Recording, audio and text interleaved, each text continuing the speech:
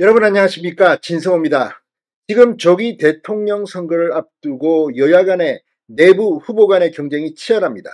그런데 문제는 이재명을 어떻게 하면 잡을 것이냐. 지금까지 이재명의 사법 리스크나 도덕성 문제는 그동안 꾸준히 제기되어 왔습니다. 그런데 이번에는 정책입니다. 자, 이재명 더불어민주당 전 대표가 어제 이 선택적 모병제 공약을 제시했습니다.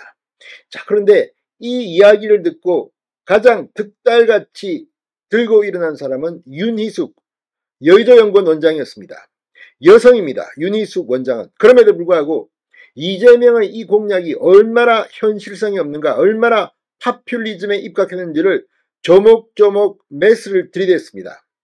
지금 국민의힘 당 지도부가 할 일 중 하나는 바로 정책 대결입니다. 지금 국민의힘이 유능한 정당으로서 이번 대선에서 민주당을 이기기 위해서는 지금 민주당의 이재명 1급 체제를 비판하는 것도 좋지만 이재명과 민주당의 공약이 얼마나 허황된 것인지 국민의 생활정치에 입각해서 반격에 나서야 합니다. 여의도연구원에서 그래도 모처럼 제대로 된 반격이 나왔습니다. 윤희숙 원장이 이재명의 이 공약을 잘근잘근 씹었습니다. 지금 저출생 시대입니다.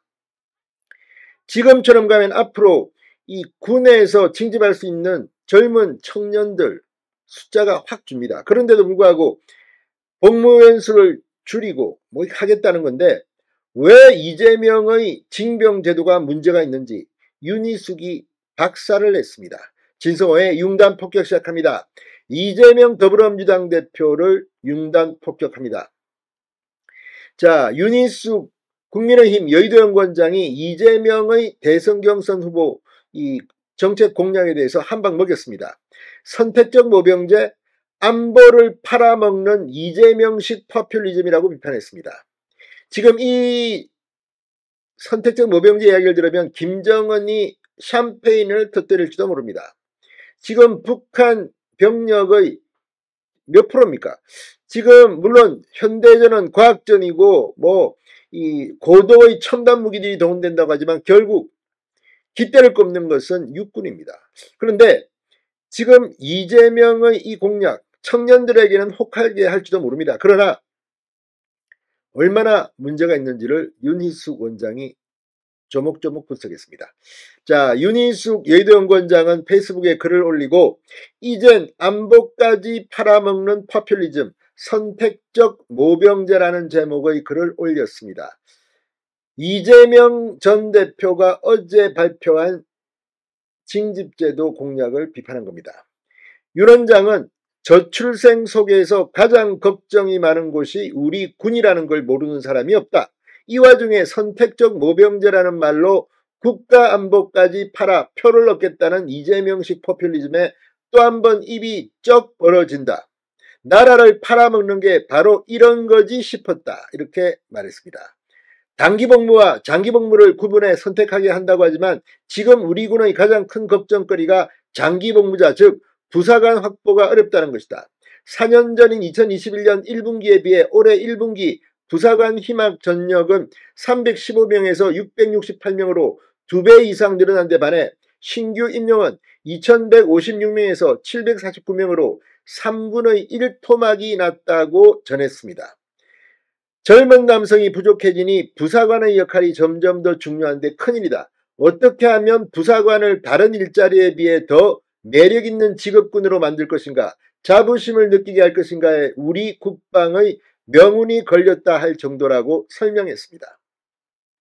그런데 이 와중에 병복무는 18개월에서 10개월로 단기 부사관은 48개월에서 36개월로 줄인다니 이러면 단기 부사관이 대폭 늘어야 하는데 지금도 미달로 겨우 채우는 상황을 모른 척한다.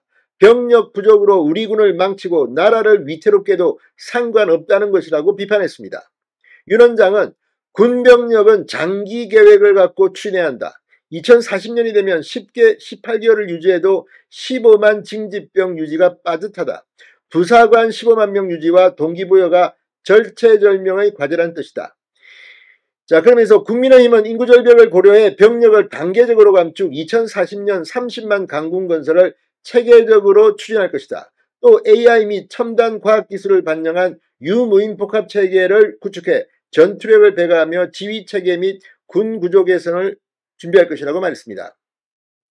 마지막으로 부사관 장기 복무자를 위해 급여 인상과 각종 수당을 현실화하고 주거 및 의료, 자녀교육 등 지원 강화, 장교 복무를 원하는 부사관에게 통로를 열어주는 간부사관 제도를 대폭 확대하겠다고 밝히며 글을 마무리했습니다. 앞서 이재명 후보는 징병제, 모병제 문제는 지난 대선 때 말씀드린 것처럼 징병제의 장점, 모병제의 장점을 섞어 선택적 모병제를 하는 게 맞겠다고 생각한다. 그러면서 어제 대전 국방과학연구소에서 현장 간담회 및 시찰을 마친 뒤 이같이 말했습니다. 그러면서 이 청년들의 귀가 솔깃하는 이런 제안을 한 겁니다. 그럼에도 불구하고 이게 얼마나 파퓰리즘에 기반한 것인지에 대해서는 국민들이 잘 모르는 것 같습니다.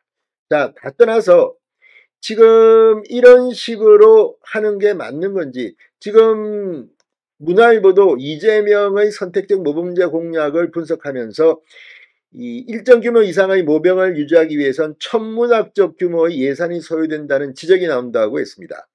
저출생 시대에 한국군 병력 수가 급감하는데 이렇게 한다는 것, 이게 가능하다는 겁니다. 자, 지금 이 군 안팎에서는 현재 한국군 병력 수가 48만 명 안팎으로 북한군 128만 명의 37% 수준으로 징집병 수를 줄이거나 의무복무기간 단축으로 북한군을 대적하기 힘들어질 것이라는 우려가 나옵니다. 이런 가운데 이재명이 김정은이가 만세를 부를 만한 그런 징집제도를 발표한 겁니다. 정말 선거도 중요하지만 도대체 나라가 어디로 갈 건지, 지금 뭐 부동산 정책, 지금 이 정권이 바뀌면 또 한 번 뒤필까봐 지금 난리가 나고 있습니다. 이런 가운데 징집제도까지 윤희숙 원장의 말처럼 나라를 팔아먹을 것인지, 진성호의 융단 폭격이었습니다. 여러분 감사합니다.